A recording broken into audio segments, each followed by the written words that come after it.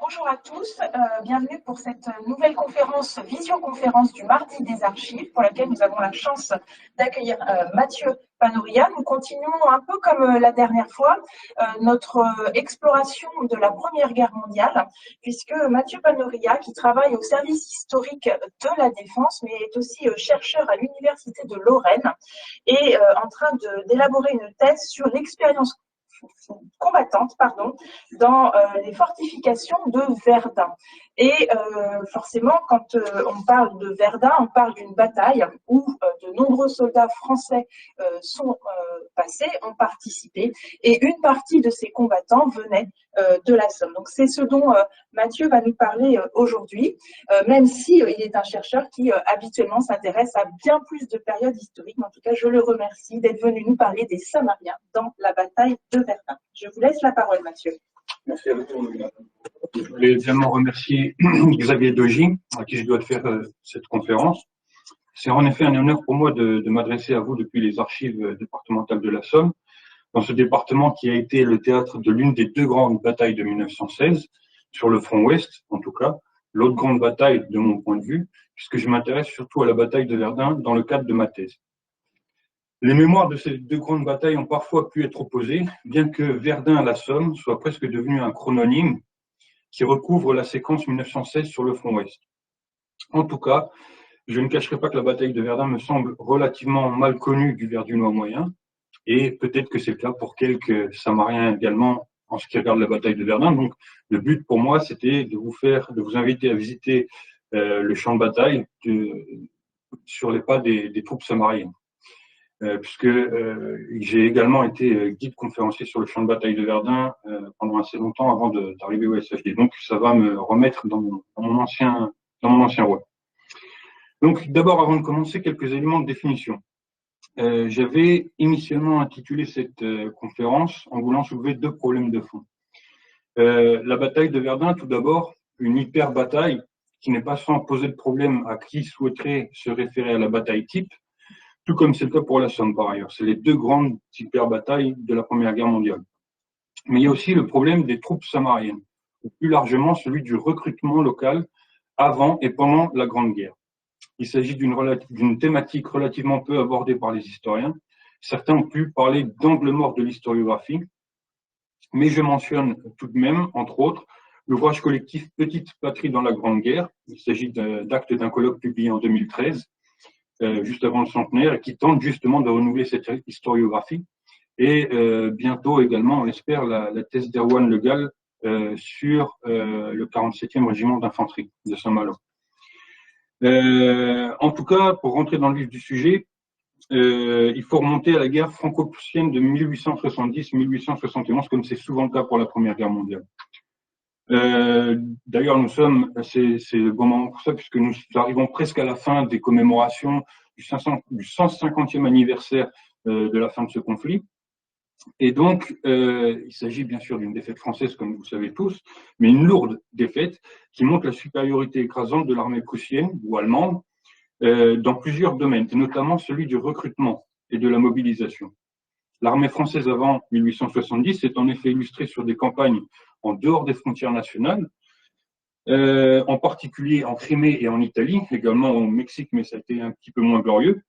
L'Allemagne, elle, a un système de recrutement en grande partie territorialisé, qui fonctionne beaucoup plus rapidement et efficacement que pour la France. Après 1871, donc, la question d'un recrutement territorialisé se pose à la France et ressurgit ponctuellement jusqu'en 1907. Et on va voir pourquoi, voire même jusqu'en 1914, notamment au gré des diverses lois concernant le service militaire. Donc en 1872 d'abord, puis 1889, ensuite 1905, qui instaure pour la première fois un service vraiment égalitaire, c'est-à-dire pour tous, sans tirage au sort. Et puis la loi de 1913, juste avant la Grande Guerre, qui n'a pas le temps de vraiment porter ses effets, mais qui était quand même forte de représentation et de volonté à l'époque. Donc le service, avec cette loi de 1913, passe de 2 à 3 ans. Donc il est important de bien comprendre, pour revenir sur ces éléments, que la durée du service militaire en 1905, elle est de 25 ans.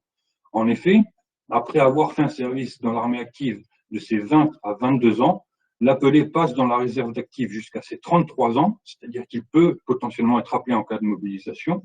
Il passe ensuite dans la territoriale jusqu'à ses 39 ans, pour enfin passer dans la réserve de territoriale, jusqu'à ses 45 ans.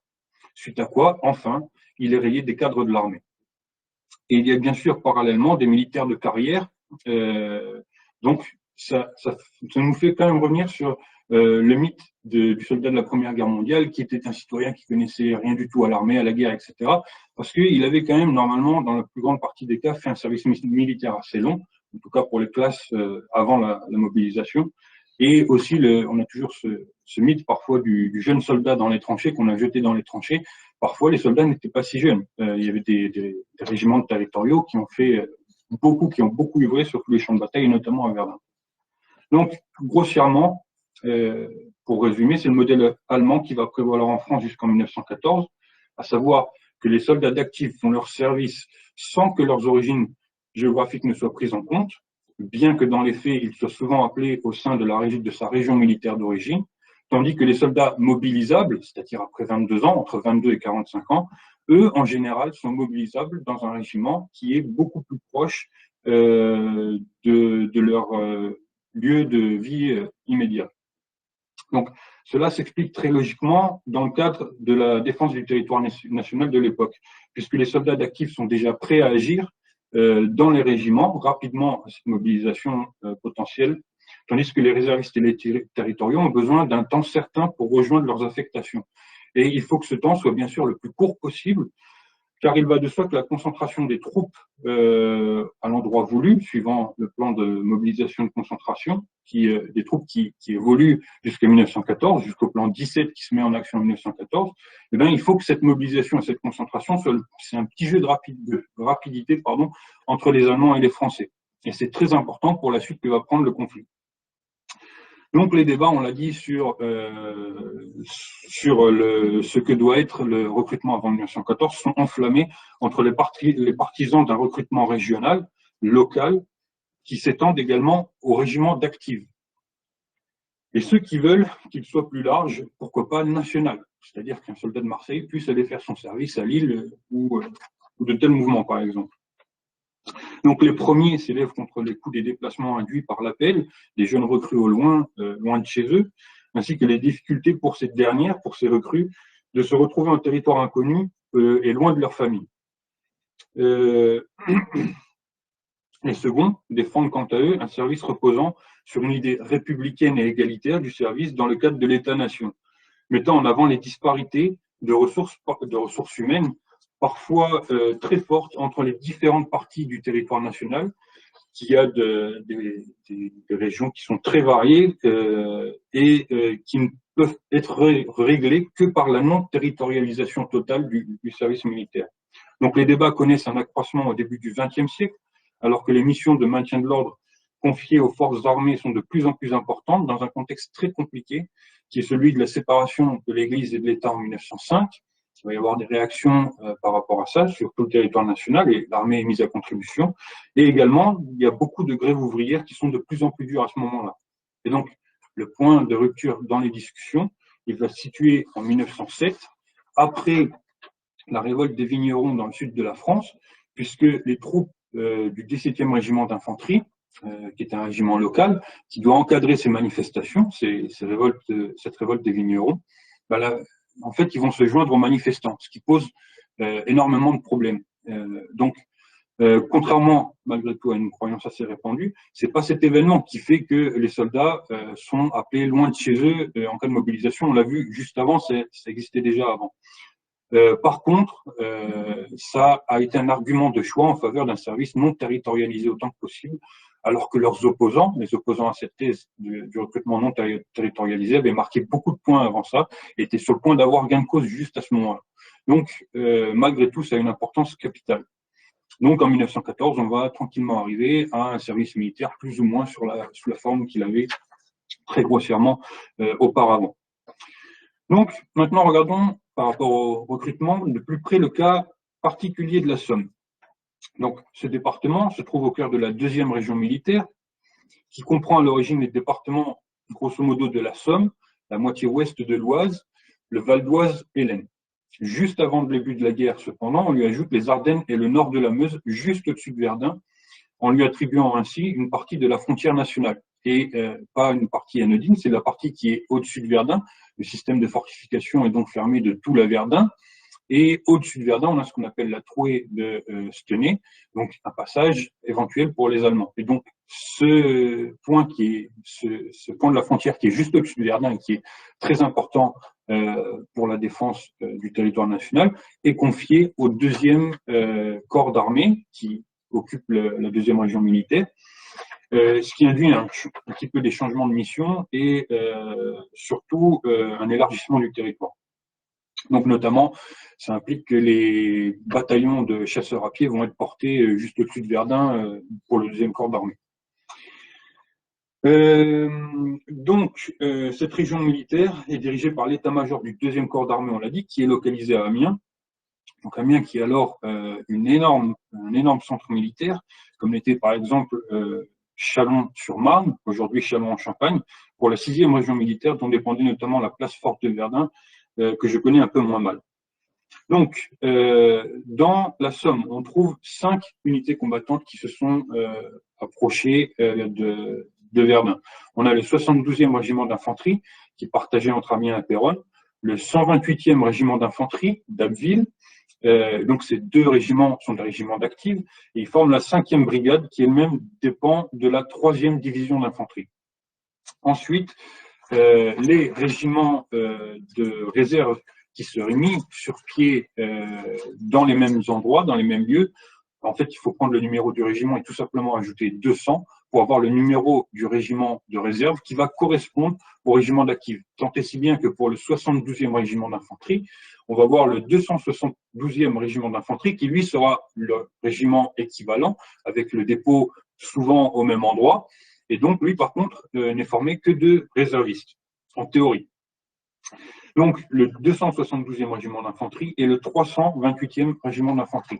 À noter aussi pour le régiment du département, on a le 320e régiment d'infanterie de Péronne, qui va également passer par Verdun. Donc, une fois la guerre déclenchée, la logique qui régissait le recrutement avant-guerre sont plus ou moins rapidement abandonnés, progressivement en tout cas. Ainsi, des régiments ayant subi beaucoup de pertes peuvent être fusionnés entre eux pour reformer des régiments en écrasant un, en quelque sorte. Et également, pour diverses raisons, des soldats peuvent changer de régiment. Il existe 2 moyens d'expérimenter le recrutement de ces régiments à votre niveau. C'est dans un premier cas, de vous reporter, de faire une recherche dans les registres matricules, notamment, bien sûr, dans les archives départementales de la Somme, qui les a mis en ligne, qui les a numérisés, mis en ligne, comme la plupart des départements français. Et donc là, si vous n'avez pas fait la manipulation pour un ancêtre à vous ou pour une autre recherche, il suffit avec le nom et les prénoms, le lieu de naissance et l'année de naissance à laquelle vous ajoutez 20, ce qui va vous donner la classe militaire, puisque les soldats étaient recrutés à 20 ans pour le service militaire. Vous allez facilement retrouver la fiche matricule avec la plupart des informations qui concernent la carrière militaire de la personne que vous recherchez. Le deuxième moyen que vous pouvez expérimenter pour voir les recrutements, c'est le site Mémoire des Hommes, donc le site qui a à voir avec l'histoire militaire. Et donc, ce que vous pouvez faire, c'est de vous reporter, en ce qui concerne la Première Guerre mondiale, aux fiches d'essai des soldats qui ont obtenu la mention « mort pour la France ». Donc, il y a différentes manières de faire cette recherche. Vous pouvez rechercher par date et lieu de décès, par date de naissance, département de naissance, etc., par régiment d'appartenance, par grade.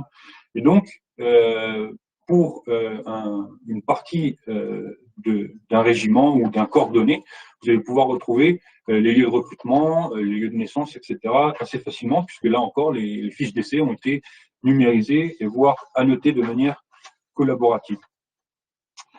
Donc, maintenant que ces précisions ont été données sur leur recrutement, avant de passer à la suite, ce que je propose d'appeler les troupes samariennes, c'est évidemment, vous l'avez compris, ces régiments que j'ai cités. Et donc, maintenant, il s'agit de passer dans les définitions qui concernent le cadre de la bataille de Verdun. Donc, on l'a dit, la bataille de Verdun et la bataille de la Somme sont très liées entre elles, elles dépendent l'une de l'autre très fortement. Donc revenons en décembre 1915, le général Joffre, qui est la tête des armées françaises à ce moment-là, réunit les principaux chefs militaires des troupes alliées, donc britanniques, russes, italiens, etc., puisque les Italiens viennent de se déclarer du côté des Alliés. Et donc, il réussit à réunir ces chefs militaires à Chantilly, où se trouve son état-major. Et il résulte de cette entrevue, notamment, que décision est prise d'attaquer les Allemands sur le front occidental, une fois le beau temps revenu pour l'année 1916. De manière concomitante, les autres alliés sur leurs fronts respectifs, les Italiens et les Russes, doivent également lancer des offensives en même temps pour exercer un maximum de pression sur les puissances centrales, donc sur les Allemands et les Autrichiens principalement. Les Allemands, en effet, sur le front occidental, sont plutôt sur la défensive depuis que le front s'est figé suite à la course à la mer en octobre 1914. Donc là, ils gardent une posture défensive, tandis que sur le front oriental, le front russe, en gros, ils vont plutôt attaquer de manière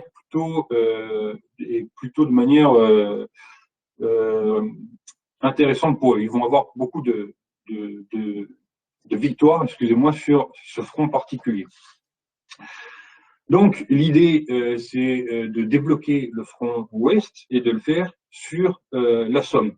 Et donc, cette attaque, à la base, elle devait être française majoritairement, épaulée par des troupes anglaises, britanniques. Et donc, les Allemands, enfin le général Falkenhayn, qui dirige les armées allemandes, il a très bien compris ce qui allait se passer et il décide de prendre de vitesse les Alliés. Comment? En lançant tout simplement la bataille de Verdun en plein hiver, alors que d'habitude, la plupart du temps, pour les offensives, on attend le printemps, que le temps soit un peu meilleur pour lancer les offensives.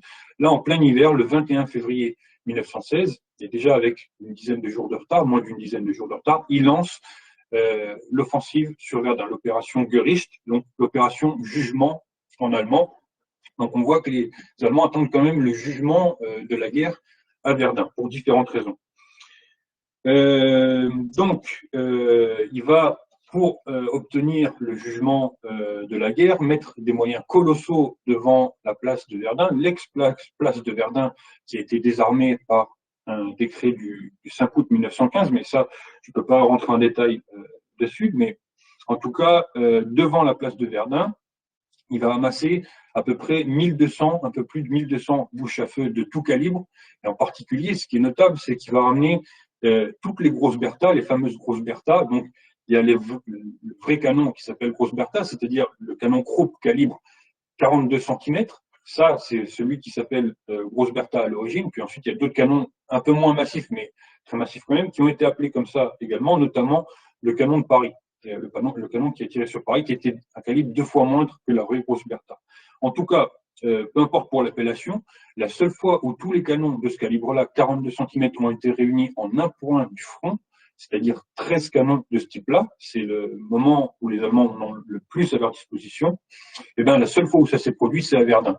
Pourquoi? Notamment parce qu'on attend beaucoup de résultats probants à Verdun, mais aussi parce que Verdun, c'est une place forte.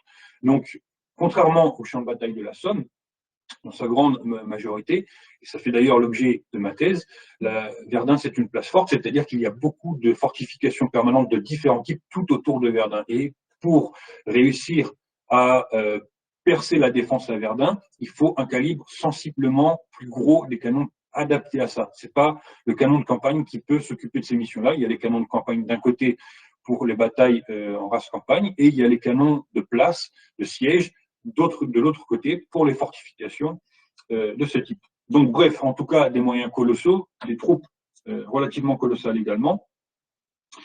Et donc, un bombardement initial préparatoire très court pour créer la surprise chez les Français.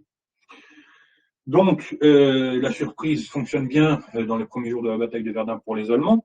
Le 21 février, la bataille est lancée et dès le 25 février, le fort de Douaumont, qui est le fort le plus important de la défense de Verdun, tombe dans les mains des Allemands, mais tombe sans qu'il y ait un combat pour le défendre. pour différentes raisons, notamment, mais pas que, à cause du désarmement des forts de 1915 dont j'ai parlé tout à l'heure, que j'ai mentionné tout à l'heure.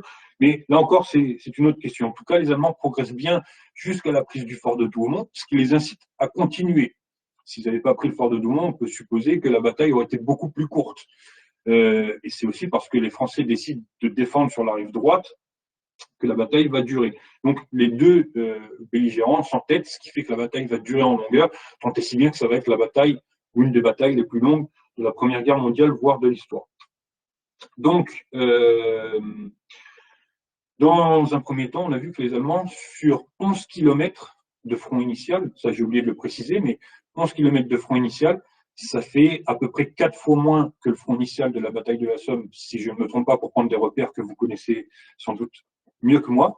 Et c'est un des plus petits champs de bataille de la Première Guerre mondiale, avec les moyens dont j'ai parlé tout à l'heure. Donc, sur ce front restreint, les Allemands progressent bien jusqu'à un tout petit peu après le 25 février 1916. Suite à ça, les Français vont se ressaisir, décident de défendre, se donner les moyens de défendre Verdun, et ils vont réussir à freiner les Allemands. Il y a aussi le fait que les Allemands ont complètement ruiné le champ de bataille avec leurs bombardements et qu'ils ne peuvent plus progresser, à l'époque avec les moyens qu'ils ont, sur le champ de bataille complètement défoncé. Mais il y aurait beaucoup de facteurs à soulever, mais je voulais en tout cas soulever ceci. Suite à ce blocage sur le front restreint, les Allemands, à partir de mars-avril, vont entrer dans une deuxième phase de la bataille de Verdun, qui est leur initiative, qui est ce que je me permettais d'appeler la bataille des ailes, en suivant d'autres historiens. C'est-à-dire qu'ils vont élargir le champ de bataille à leur gauche et à leur droite sur ce front restreint que je vous ai décrit, au nord de la place de Verdun. Et donc, ça va nous donner notamment peut-être des noms qui vous sont pas inconnus, ou peut-être vous avez des ancêtres qui ont combattu, la côte 304, la crête du Morum, et puis de l'autre côté, on va accentuer la pression sur le fort de Vaux qui se trouve pour les Allemands sur la gauche du fort de Vaux, du fort de Douaumont. Pardon. Donc là aussi, les Français, après les succès initiaux des Allemands, réussissent à juguler l'avancée des Allemands. Finalement, les Allemands qui ont bien compris, qui comprennent de mieux en mieux que la bataille de la Somme se prépare finalement pour le 1er juillet 1916, eh bien, ils décident de faire un dernier coup de boutoir, cette fois-ci en revenant sur la portion centrale du champ de bataille, en essayant d'enfoncer le clou, en partant de Douaumont et toujours en allant vers Vaux, mais en détournant un peu l'assaut vers Verdun pour vraiment prendre Verdun avant que la bataille de la Somme soit lancée, sans quoi les Allemands n'auront plus les moyens de le faire. Ils savent qu'ils vont devoir prendre des unités à Verdun pour les ramener sur le champ de bataille de la Somme. Donc, ils lancent un dernier assaut qui sera sans doute le plus violent de la bataille de Verdun, en tout cas pour les assauts allemands. Et ça va nous donner, entre le 23 juin et l'assaut sur le fort de Froide-Terre, qui est à proximité du fort de Douaumont, donc 22-23 juin, jusqu'au 12 juillet sur le fort de Souville, qui fait partie pratiquement de la dernière ligne de défense avant Verdun, et ben en fait, il va y avoir cet assaut qui va se stopper juste sur cette ligne que je viens de vous décrire, avec en plein milieu le village de Fleury, qui ne vous est peut-être pas inconnu non plus. Donc c'est vraiment là que va être le cœur du champ de bataille à ce moment-là.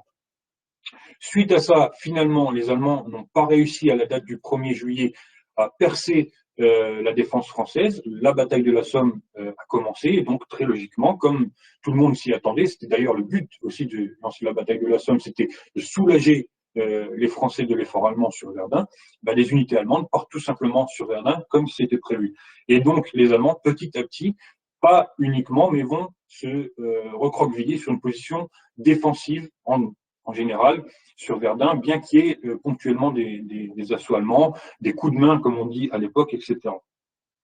En tout cas, il faut noter aussi, et c'est déterminant également, que la tête de l'armée allemande change au 1er août. Falkenhayn est remercié puisque Verdun n'a pas porté ses fruits, et c'est d'autres généraux, Hindenburg notamment, qui vont prendre les commandes de l'armée allemande dans sa totalité, et qui décident, eux, Verdun, c'est pas leur projet à eux, ils décident de stopper net tout moyen qu'on pourrait donner aux Allemands sur Verdun. Donc les moyens se réduisent très drastiquement à ce moment-là pour les Allemands sur Verdun. Donc ensuite, dernière phase de la bataille de Verdun, après beaucoup de péripéties, les combats ne s'arrêtent jamais vraiment. On estime qu'il y a sur 300 jours de la bataille de Verdun, on va voir où elle s'arrête, 60 millions d'obus, c'est une estimation qui est souvent donnée et qui, d'après les archives, ne me semble pas du tout démesurée. 60 millions d'obus sur Verdun, et donc petit à petit, ça se calme pendant l'été, et puis à partir de septembre, le général Mangin, une fois que les premiers assauts de la Somme sont terminés et qu'on sent bien que les Allemands sont fatigués à Verdun et qu'ils n'ont plus de nouveaux moyens, le général Mangin décide de faire une grande contre-offensive pour reprendre, c'était ça le but depuis le début, reprendre le fort de Douaumont qui a été perdu un peu honteusement, et reprendre le fort de Vaux, qui est également tombé dans les mains des Allemands le 7 juin 1916. Donc, cette offensive va être déclenchée le 24 octobre 1916. Elle va être menée très brillamment par trois divisions d'infanterie, notamment une division à majorité coloniale, il faut le préciser, qui va d'ailleurs, cette division coloniale, reprendre le fort de Douaumont très brillamment dès le 24 en milieu de journée. Pour le fort de Vaux, c'est un peu plus long, mais le 3 novembre, le fort de Vaux retombe également dans l'escarcelle française. Suite à ça, on aurait pu s'attendre à un statu quo, parce que les Français demandent un statu quo à Verdun, qu'on arrête les opérations, mais le général Mangin comprend que les Allemands sont vraiment au bout du rouleau sur cette partie du champ de bataille et décide de relancer une offensive à partir du 15 décembre, c'est ce qu'on va appeler l'offensive des 3 jours, pour mettre vraiment les forts de Douaumont, surtout le fort de Douaumont, à l'abri des potentiels assauts allemands. Donc là encore, beaucoup de prisonniers et les objectifs limités sont complètement atteints. Et le 18 décembre, ces objectifs sont atteints et ça met fin à la bataille de Verdun, pour la première bataille de Verdun, puisque vous le savez peut-être, mais au-delà des petites escarmouches et des petits coups de main, en 1917, à partir du 20 août, il va y avoir une deuxième bataille de Verdun, entre guillemets, avec cette fois-ci, en s'inspirant de ce qui a été fait notamment à Verdun en 1916, des assauts à objectifs limités et qui, eux aussi, vont porter leurs fruits. Puis des combats en 1918 aussi, mais qui n'ont rien à voir avec la mesure de ce qui s'est passé en 1916. Donc, il s'agit maintenant de nous intéresser au régiment samarien dans cette bataille de Verdun. Donc, je tiens tout de suite à préciser qu'aucun des 72e, 272e ou 128e régiments d'infanterie n'était directement à Verdun en 1916. Mais il faut toutefois les mentionner, puisqu'ils combattent sous Verdun, comme on le dit. Sous Verdun, je vais vous expliquer ce que ça veut dire, mais en gros, il y a notamment l'ouvrage de Maurice Genevoix, un ouvrage de Maurice Genevoix qui s'intitule comme ça.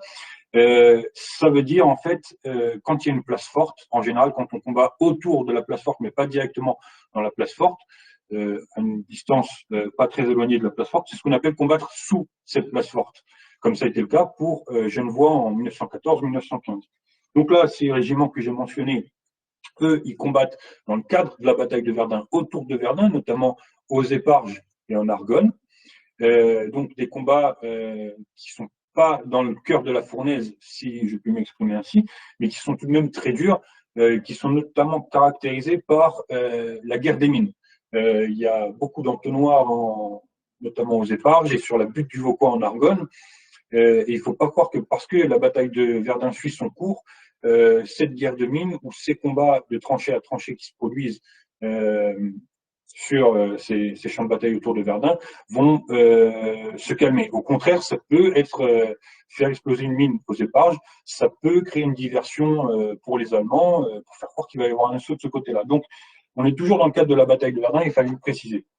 Pour la bataille de Verdun en elle-même, les régiments qui vont nous intéresser, c'est principalement les 320e et 328e régiments d'infanterie qui nous intéressent d'autant plus que ce sont des régiments de réservistes, comme on l'a vu, et que donc en théorie, puisqu'on a vu que les aléas de la guerre font que ce n'est plus tout à fait le cas, mais en tout cas, la majorité des soldats sont censés venir du département de la Somme, précisément.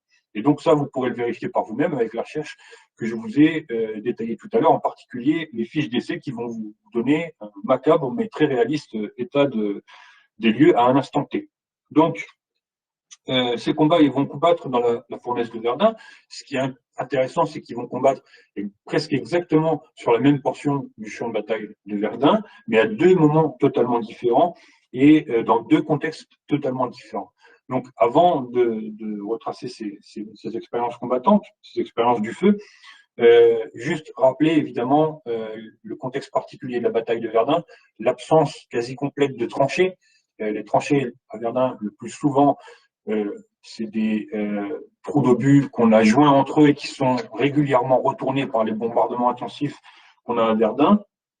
On a également les relèves très difficiles de nuit, des choses qui existent également sur la Somme. On a toutes ces choses que vous pouvez avoir en tête et qui sont pas propres au combat de Verdun.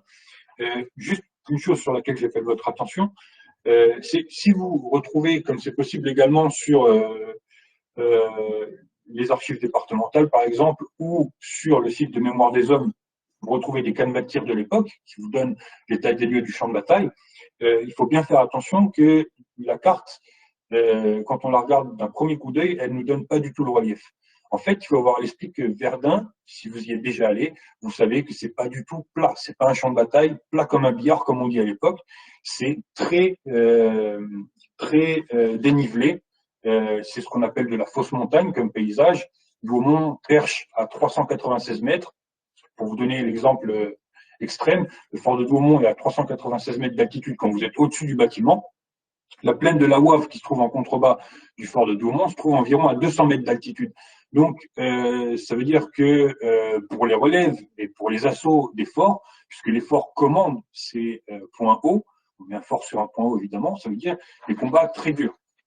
Donc, des dénivelés qu'il faut prendre en compte. Et pourquoi pas un jour faire un échange culturel entre guillemets entre la Somme et Verdun pour que je vous fasse visiter le champ de bataille de Verdun sur place, in situ, et que inversement des gens de Verdun puissent venir avec des gens de la Somme qui fassent découvrir le champ de bataille de la Somme, comme vous savez certainement très bien le faire. Donc, en tout cas, ça a son intérêt de voir le champ de bataille. Il ne faut pas s'en tenir à la carte. Et c'est le cas aussi pour les tranchées dont je vous parlais tout à l'heure. Quand on les voit tracées sur les canevas de tir, en général, c'est pas la tranchée réglementaire avec le parado, l'escarpe, la contre-escarpe, la profondeur réglementaire, etc. Vous aurez compris que c'est beaucoup plus compliqué que ça à Verdun. Donc, je disais, ces deux régiments, 320e et 328e, qui se trouvent presque exactement au même endroit dans deux moments et contextes différents. Donc, le 328e, d'abord, qui combat au mois d'avril, à peu près à partir de mi-avril, sur le champ de bataille qui se trouve dans un triangle qui se comprend. Je vais essayer de mettre des cartes qui seront annexées à cette conférence pour que vous puissiez y accéder directement. Mais en gros, il y a un triangle entre le fort de Douaumont, le village de Fleury et le fort de Vaux, et qui a une toute petite portion du champ de bataille, mais qui est le cœur du champ de bataille, comme je vous le disais tout à l'heure. C'est précisément là que va combattre le 328e régiment d'artillerie d'infanterie, décidément, en avril 1916, sur un temps très court, puisqu'il y a des combats très durs qui se passent à ce moment-là, et qui va avoir besoin de repos rapidement. En plus, la fameuse Noria de Verdun, qui a déjà été mise en place et qui fait qu'il y a beaucoup d'unités qui tournent à Verdun, qui sont relevées par division. Ensuite, le 320e, qui lui arrive à partir du 7 juin à peu près, sur à peu près la même portion du champ de bataille, dans un contexte qui est différent, mais presque exactement au même endroit entre le village de Fleury et l'ouest du fort de Vaux, qui est aux mains des Allemands à partir du 7 juin, je vous le rappelle, et donc qui va également subir des combats très traumatisants pour le régiment. Donc, dans un premier temps, le contexte pour le 328e régiment d'infanterie. Donc, on l'a vu, la bataille des ailes bat son plein. Donc, les Allemands accentuent la pression sur le fort de Vaux en partant en gros du fort de Douaumont ou des arrières du fort de Douaumont. Ils vont descendre dans le ravin de Vaux, que vous verrez sur les cartes que je vais proposer pour les annexer à la conférence, pour remonter sur le fort de Vaux. Ça ne donne rien pendant tout le mois d'avril, ni après d'ailleurs, jusqu'au mois de juin, au moment où les Allemands lancent cette grande offensive pour prendre le fort de Vaux. On va y revenir pour le 320e régiment d'infanterie.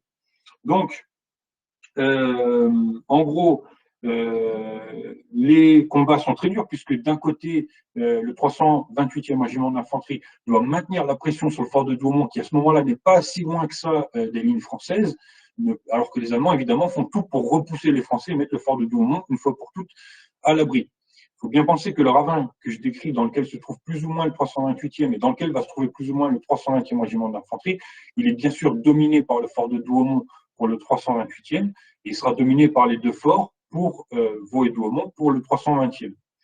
Donc, le 328e régiment d'infanterie en avril va remplir sa mission, qui est de tenir les positions dans un premier temps.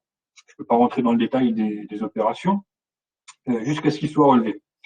Le 320e régiment d'infanterie, lui, arrive à Verdun dans un moment un peu plus complexe, puisque, on l'a vu, le 7 juin, le fort de Vaux est tombé dans les mains des Allemands, je le répète, et c'est à ce moment-là que le 320e régiment d'infanterie arrive précisément à la gauche du fort de Vaux et dans le ravin qui est entre le fort de Vaux et le fort de Douaumont.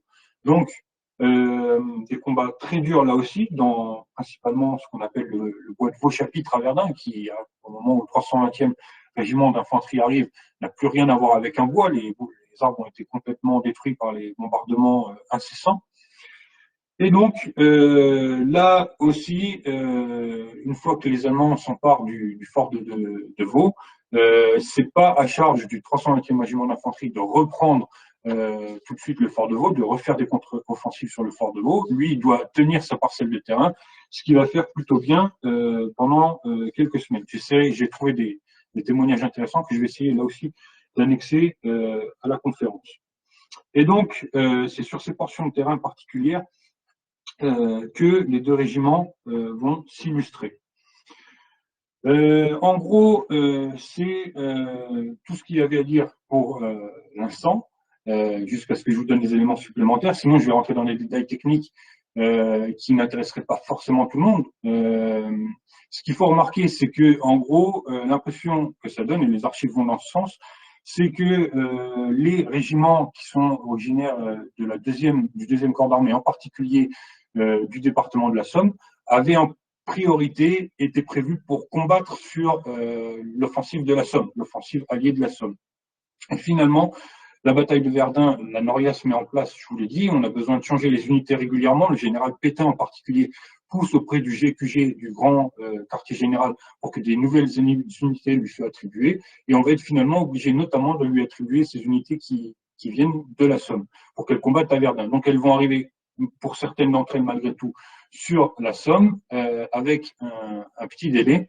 Elles vont arriver en septembre pour la plupart des mémoires sur le champ de bataille de la Somme, après passer par Verdun. Pas toutes, puisqu'il y en a certaines qui ont besoin, comme je vous l'ai dit, de repos et de se reformer.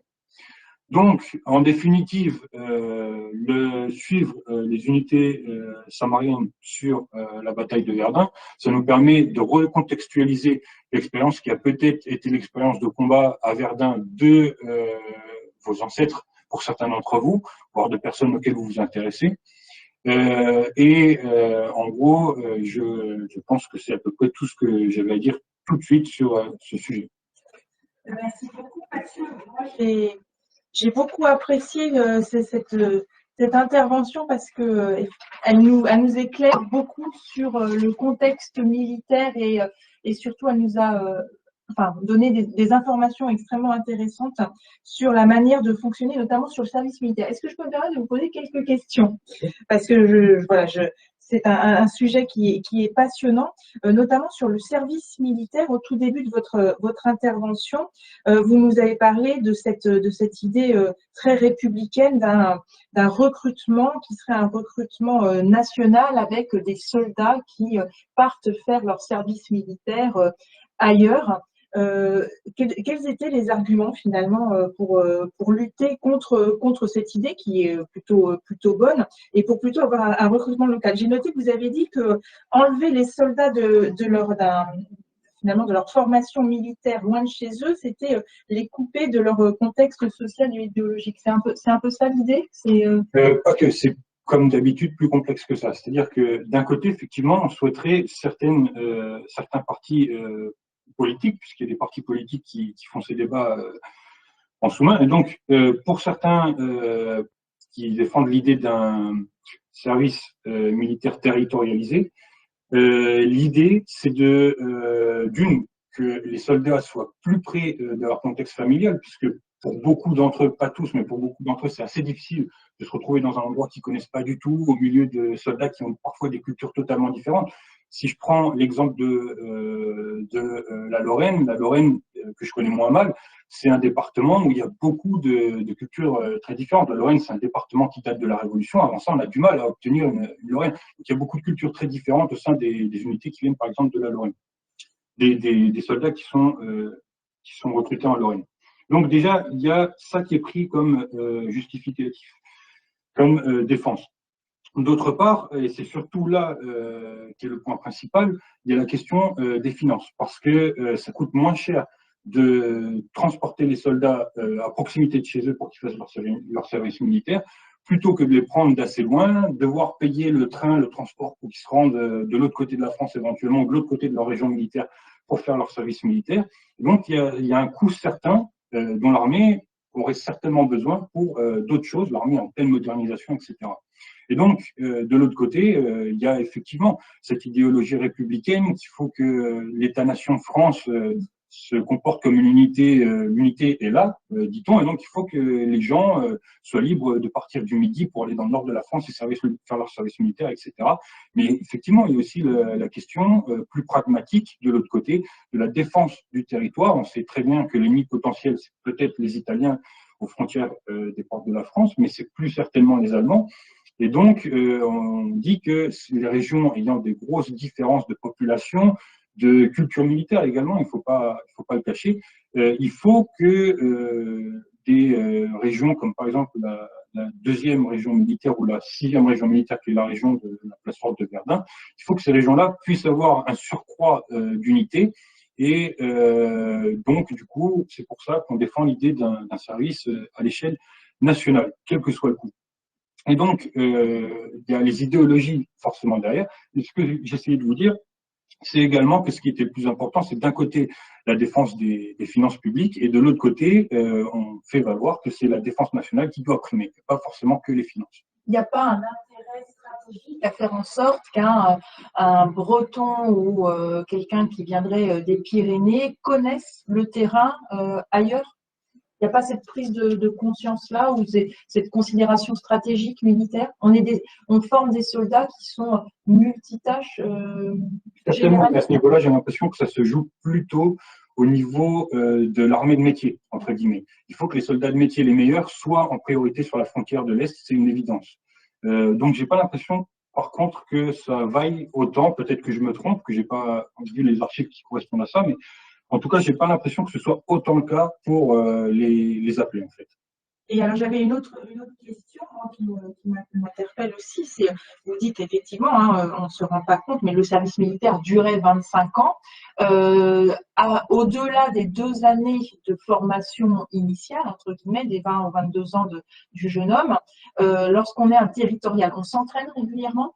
Oui, alors pour les territoriaux un peu moins.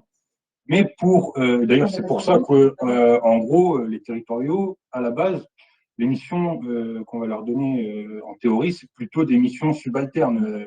C'est-à-dire dans les places fortes, par exemple, creuser des tranchées, puisqu'on sait déjà qu'on devra. Là aussi, il y a un mythe de la tranchée de la Première Guerre mondiale, mais on sait déjà qu'on devra creuser des tranchées bien avant la Première Guerre mondiale. Et donc, du coup, effectivement, eux, on va plutôt leur donner des tâches de ravitaillement, de creuser des tranchées, etc. Par contre, pour les réservistes, effectivement, et d'autant plus pour les officiers réservistes, il y a des formations, de temps en temps, ils sont rappelés. Après, évidemment, tout le monde ne se présente pas aux formations, pour diverses raisons, ils ne peuvent pas. Il y en a certains qui ne sont pas très motivés, puisque la réserve est obligatoire également. Donc, il y a aussi des gens qui sont antimilitaristes, ça existe déjà à l'époque. Et donc, effectivement, il y a quand même, malgré tout, des périodes de formation qui ont été prévues. Et alors, cette armée-là, avec une conscription plus longue qui se met en place en 2014, en 1914, on continue pendant la guerre à former les soldats Alors, parce que vous avez parlé du mythe du jeune soldat qui, comme ça, débarque sur le front. Alors, on voit bien qu'au fur et à mesure du conflit, à la fois, l'armée, elle vieillit, mais elle rajeunit aussi. Ça marche dans les deux sens. On va chercher les réservistes, on va chercher les plus jeunes. Donc, est-ce qu'il y a vraiment une idée de cette chair à canon qui est mise sans formation, ou est-ce qu'on continue malgré tout à former? Alors oui, en plus, au-delà du fait qu'on a des nouvelles recrues qui arrivent, on a aussi les territoriaux qui arrivent à échéance, et eux aussi, c'est pas parce qu'on est en guerre que passé 45 ans, on va les garder plus. Eux aussi, ils ont le droit de quitter l'armée, d'être rayés des cartes. Donc ça marche dans les deux sens. Puis il y a bien sûr les pertes aussi qui font que l'armée rajeunit au fur et à mesure. En tout cas, effectivement, le fait qu'il y ait des nouvelles recrues qui arrivent et qui sont formées moins longtemps que les 3 ans qui sont prévus à partir de 1913, ça c'est indéniable. La formation va se raccourcir parce qu'on a besoin de troupes. De l'autre côté, ce qu'il faut bien prendre en compte, c'est que c'est un débat historiographique majeur, c'est un débat historiographique majeur, en tout cas il faut continuer à développer de ce côté-là, je pense, c'est la formation des militaires pendant la guerre. Donc là aussi, il y a des mythes, on a souvent euh, l'image d'Épinal, des soldats qui sont 4 ans dans les tranchées, dans la boue, etc., et qui font la même tâche de 1914 à 1918. C'est un mythe qui reste assez répandu pour les gens qui connaissent relativement moins bien le premier conflit mondial. En fait, c'est pas du tout le cas. Les soldats donc soit par régiment sont appelés très souvent à des formations par rapport à des nouveaux armements. Par exemple, il y a le livre de Michel Goya qui est très bien fait pour ça. C'est son livre sur la chair et l'acier, donc qui montre comment l'armée évolue, et notamment à travers les formations au sein de l'armée. Et donc, on voit déjà une des premières choses, c'est qu'on a des régiments un peu monolithiques au début de la Première Guerre mondiale, qui petit à petit, si je peux m'exprimer comme ça, vont être atomisés. C'est-à-dire, on va avoir le noyau de base du régiment qui va être de plus en plus petit, en fait, jusqu'à l'escouade, la section, etc. Et donc, dans ces sections, il va y avoir des spécialistes qui vont apparaître, comme le montre très bien Michel Goya notamment. Donc, ces spécialistes, évidemment, doivent être formés aux nouveaux armements, que ce soit le lance-grenade VB, qui est un nouveau lance-grenade qui se fixe au fusil Lebel, qui était en dotation à ce moment-là, que ce soit également une autre thématique importante, c'est pour l'artillerie de tranchée, c'est-à-dire ce qu'on appelait à l'époque le crapouillot, etc., etc. Au-delà de ça, on a également, à cause des avancées technologiques, besoin de nouvelles compétences. Que ce soit, je n'aurai pas d'exemple qui me viendrait tout de suite, sur les transmissions, par exemple, on s'améliore de plus en plus sur notamment la captation des transmissions des Allemands. C'est une thématique qui est très intéressante, surtout à Verdun. C'est en dessous de Verdun sous Verdun que ça a été expérimenté pour la première fois. On a notamment besoin de nouveaux observateurs d'artillerie, de gens qui sont capables de bien dessiner, qui ont des compétences également linguistiques, puisque la guerre devient de plus en plus internationale, entre guillemets, et internationale entre plusieurs armées, sur une même bataille, comme c'est l'exemple pour la Somme. Donc, on a besoin de traducteurs, il faut les former également, etc. Et donc, il y a des formations également individuelles pour tel ou tel gens qui voudraient, par exemple, devenir officier, passer de sous-officier à officier. Bien, ils peuvent se proposer. Si c'est accepté, ils vont être formés à ces fins-là, etc., etc. Donc, en gros, il y a un large spectre de formation pendant la Première Guerre mondiale et il y a encore du travail à faire pour décaper toute cette thématique. Alors, justement, peut-être si on revient un peu aux sources qui servent à écrire l'histoire, la meilleure manière de suivre tous ces mouvements de troupes, c'est bien les journaux de marche et d'opération. Alors, oui. Ou est-ce qu'il y a d'autres choses? En fait, j'ai envie de dire, ça dépend de ce qu'on cherche. Pour la vie du bataillon, pour la vie, enfin voilà, on a bien compris effectivement que les sources individuelles, c'est les registres matricules, mais il y a aussi cette histoire collective finalement, enfin voilà, militaire, le bataillon, enfin au sens strict et humain du terme, ces mouvements, ce qu'ils peuvent faire, enfin voilà, effectivement, aller rechercher les morts individuelles et puis collectives sur les bases de données, mais il y a aussi cette sinistre liste, généralement, à la fin de chaque journée ou chaque bataille, qui mentionne le nombre d'hommes perdus. Effectivement, alors les journaux de marche et d'opération que vous mentionnez ont plusieurs intérêts.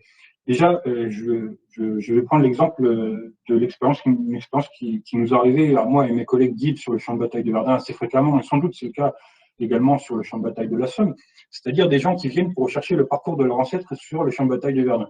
Parfois, ils avaient déjà trouvé un registre matricule, parfois, ils avaient déjà trouvé une fiche d'essai, ils recherchaient un lieu qu'ils avaient trouvé dans ces documents. Ils se fixaient là-dessus, en fait. Et ce qui était tout à fait intéressant, et qui les éclairait beaucoup, c'était de les mettre sur la piste du journal de marche et d'opération, en leur disant, ils ont été soldats, effectivement, c'est lui qui vous intéresse, mais si vous voulez comprendre son expérience combattante, il faut vous reporter au journal de marche et d'opération du régiment. Où là, effectivement, au jour le jour, parce qu'il faut aussi préciser de quoi il s'agit, au jour, le sous-officier Fourier, suivant les ordres qui lui ont été donnés, et suivant son talent aussi, il ne faut pas se le cacher, et sa méticulosité, va mettre plus ou moins d'informations dans les journaux de marche et d'opération, des listes, des cartes, etc. Des cartes très détaillées. En tout cas, c'est là-dedans qu'on va trouver le plus gros de l'expérience du soldat qui est recherché, et c'est pas forcément au sein du document individuel, effectivement, qui parfois est très bref, parfois très très bref. On a une mention d'une décoration, d'une blessure, d'une punition éventuellement, mais effectivement, le moyen d'aller plus loin, c'est de jouer sur la focale entre le régiment et l'individu. C'est ce que j'invite à faire les gens qui nous écoutent. Et l'autre avantage des journaux de marche et d'opération, c'est que là aussi, on peut encore changer de focale, puisqu'on se fixe souvent sur le journal de marche et d'opération régimentaire.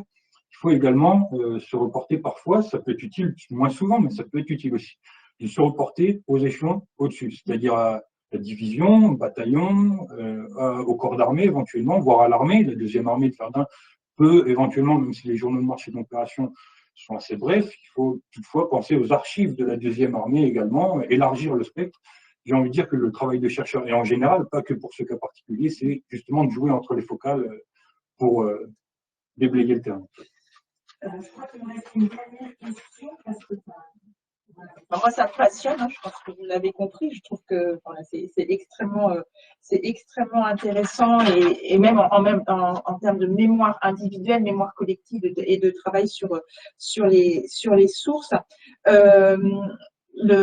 Après, en termes d'histoire strictement militaire, effectivement, l'année 16, c'est la Somme et Verdun, les deux finalement confondus. Et en termes d'historiographie, est-ce que vous pouvez nous dire où en est l'historiographie pour ça? Parce que là, on a eu une vision très rapide sur effectivement, heureusement, alors est-ce que je peux le dire très vite comme ça? Et heureusement qu'il y a la Somme pour soulager Verdun. Et est-ce que sur la comparaison, alors c'est plus précisément ma question, c'est sur la comparaison des terrains. Est-ce qu'on a, en termes d'historiographie, une analyse très fine sur les deux types de batailles? C'est-à-dire, est-ce qu'on a des ouvrages de synthèse qui vont nous permettre de comparer ces deux batailles qui sont extrêmement emblématiques de la Première Guerre mondiale pour les Français? Et est-ce que, voilà, on va retrouver dans des ouvrages de synthèse que vous nous avez expliqué sur la différence topographique, voilà, combattre dans la Somme, ce n'est pas combattre sur le front effectivement de Verdun, sous Verdun, aux alentours de Verdun, c'est une bataille des ailes, effectivement. Oui, donc, c'est une question qui me permet d'approfondir des sujets qui me tiennent à cœur. Donc, effectivement, les deux historiographies de Verdun et de la Somme sont relativement séparées pour diverses raisons sur lesquelles il n'y a pas lieu de revenir ici, mais et ce qui fait aussi que souvent les gens qui connaissent bien la bataille de la Somme connaissent un peu moins bien la bataille de Verdun et inversement. En tout cas, il y a eu beaucoup de publications évidemment pour le centenaire sur ces deux batailles, avec deux centenaires là aussi très différents, qui ont été très différents et très différemment vécus également. Et ce qui est tout à fait intéressant, c'est effectivement de bien insister sur le fait que c'est deux batailles tout à fait différentes. Là encore, il ne faut pas rester sur des images d'Épinal et penser que l'expérience combattante de la Somme est équivalente à l'expérience combattante de Verdun, à quelques différences près. C'est très différent, d'abord à cause du terrain, puisque dans l'histoire militaire, il ne faut jamais oublier le terrain. C'est le terrain qui commande dans l'armée. Ensuite, pour d'autres raisons, parce que le timing n'est pas le même, parce que les armées ne sont pas les mêmes. L'armée anglaise n'a pas du tout la même façon de combattre que l'armée française, ça on le sait très bien. Ils étaient relativement impréparés pour l'assaut qu'ils avaient à donner le 1er juillet, d'où les pertes énormes de la bataille de la Somme, qui est beaucoup plus meurtrière, qui est plus meurtrière que la bataille de Verdun. Et donc, du coup, il y a beaucoup de différences. Aussi, également, vous avez dit que heureusement qu'il y a la Somme pour soulager Verdun. C'est très vrai, mais on peut même aller plus loin. On peut dire heureusement si on se met du côté allemand, puisqu'il faut aussi regarder des deux côtés, si on se met du côté allemand, on peut également dire, heureusement qu'il y a la bataille de Verdun, pour pas que la bataille de la Somme soit le rouleau compresseur que ça aurait dû être dans le plan idéal. Donc en fait, c'est une dialectique, vraiment une grosse dialectique entre les deux batailles, qui remonte déjà à 1915, voire même avant. Et donc c'est très intéressant de regarder ces deux batailles l'une par rapport à l'autre. Après, le problème de ces deux batailles, pour terminer sur ma réponse, c'est que c'est également ce qui a été qualifié par certains historiens d'hyper-bataille, ces deux batailles, de Verdun et de la Somme. Cette qualification vient de divers facteurs. Le facteur de la longévité de ces deux batailles, et surtout Verdun qui dure 300 jours, le facteur des armements, on l'a vu pour Verdun, qui est tout à fait inédit, et les Anglais et les Français vont également amener des armements, une artillerie très importante pour le début de la bataille de la Somme, avec un bombardement d'une semaine qui a fait de gros dégâts. Et donc, ce qui est tout à fait intéressant, c'est que, c'est, à mon avis, je parle plutôt encore pour la bataille de Verdun, et encore, c'est la raison pour laquelle j'ai fait une thèse sur la bataille de Verdun, c'est qu'il y a encore beaucoup de choses à défricher au niveau de l'histoire militaire. C'est-à-dire qu'on n'a pas encore compris la bataille de Verdun dans toute sa complexité, et je pense on peut encore aller plus loin dans la vulgarisation de ce qu'était l'expérience combattante de Verdun d'un côté et de la Somme de l'autre pour éventuellement faire une histoire, un essai d'histoire comparatiste entre les deux batailles pour bien comprendre la différence entre les deux et bien comprendre que sur les 300 jours de la bataille de Verdun, c'était aussi ça l'objet de ma conférence, de dire que les régiments samariens étaient arrivés à Verdun à un moment particulier et s'ils étaient arrivés à un autre moment dans la bataille de Verdun, le contexte aurait été tout autre. La bataille de Verdun n'est pas 300 jours de même combat, etc. C'est une bataille qui varie entre l'offensive allemande au début, puis la défensive allemande ensuite, la défensive française, etc. Et donc, avec des secteurs différents, des stratégies différentes suivant les moments, etc. Et donc des expériences combattantes différentes. Et c'est ce que je vais essayer de mettre en avant dans ma thèse notamment. Ben, on vous réinvitera lorsque la thèse paraîtra. Voilà, il me reste à vous remercier et puis à dire aux Samariens et aux autres qui écoutent cette conférence que on est en avril et que le 25 avril, dans la Somme, il se passe quelque chose d'assez important puisque c'est les commémorations de l'Anzac. C'est l'Anzac Day, un Anzac Day particulier cette année. Mais voilà, je vous invite tous à vous souvenir aussi que cette guerre mondiale, elle a été l'occasion pour des soldats venus du bout du monde de venir combattre sur notre terre. Donc voilà, je vais conclure en disant en anglais, lest we forget, n'oublions jamais. Merci encore Mathieu d'être venu et puis merci à tous avec, et vous l'avez compris, des choses à retrouver sur le site internet des archives départementales, sur le site Mémoire des hommes et puis quelques petits clichés qui vont être ajoutés par Mathieu. À très bientôt pour un prochain mardi des archives.